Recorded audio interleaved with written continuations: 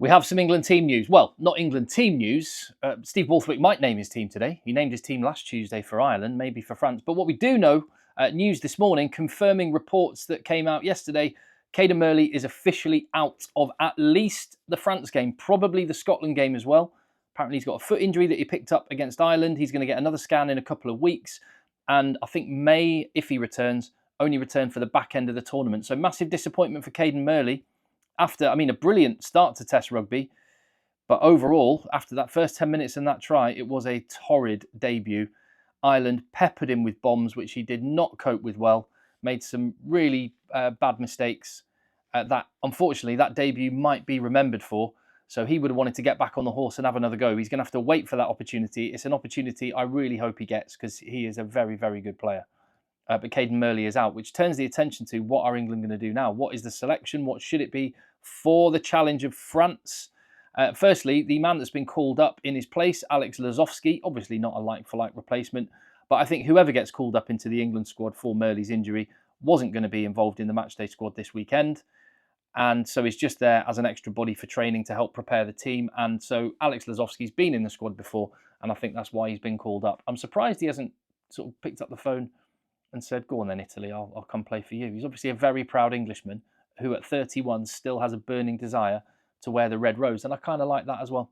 So the options for Steve Borthwick. Well, the players that remain in the squad who are replacements for Cadan Murley. Ollie Slightholme, who's the most like-for-like replacement and was the guy wearing the jersey in November once Emmanuel Faye-Waboso was injured. And you wouldn't be surprised if he gets the start at all. The other options, Elliot Daly and Tom Roebuck. And they might be the selections you make for tactical reasons if, as I suspect, there is an aerial bombardment coming for France. Because that is a strength for England and it's a weakness for France. And it's the sort of move that if Steve Borthwick does, we'll have a lot of England fans moaning, saying it's negative. I disagree. Not tactics. Tactics are important, obviously, but territory is so important in a game. Well, I was going to say international rugby, any game of rugby. Territory is absolutely massive and I think underappreciated. And, everyone talks about how well Ireland played in the second half against England. They did. And that's because they controlled the territory with intelligent kicking game and with England coughing up cheap penalties.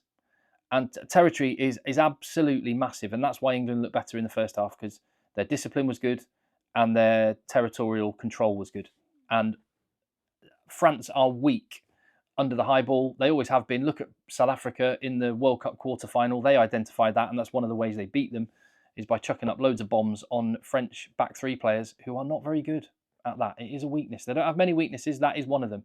So one of these three players, it could be tactical. I just wanted to bring up an article I was reading this morning from Courtney Laws. Courtney Laws thinks it should be Finn Smith at 10, Marcus Smith at 15, and Freddie Stewart on the wing, which I read that and went, not sure about that, but as he gave his reasons, I thought it had some merit. So I said what I thought my team should be yesterday. And Courtney Laws and I are in total agreement on the pack. Ollie Chesham comes in on the flank to combat France, bigger men, and also have a go at their line out.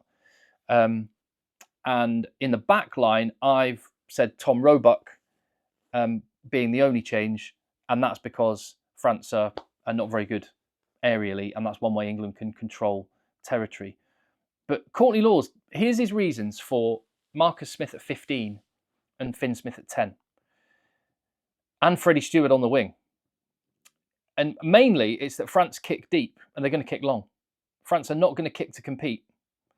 So why have Freddie Stewart at 15? France can kick really long. For one thing, they've got guys with massive boots on them. Thomas Ramos can wallop it. Antoine Dupont can kick off both feet from the base of a ruck 60 metres. The guy is a superhuman freak. So they're going to kick long because that suits their strengths. So Freddie Stewart under the high ball is not going to be such a factor from a defensive point of view. Why not have Marcus Smith back there with all the time and space to be creative and launch counter-attacks? We saw when he had a bit of space, an open field, he was really good at that. And I think there's some merit in that. And he also makes the point on Freddie Stewart on the wing that England have maybe a really good chance at winning, or at least getting some territory, which is really important, if they chuck up the bombs on Louis Bielbiere, on Peno, on Ramos, who are not very good there. Freddie Steward is. And it seems like a negative selection. Steward on the wing, what?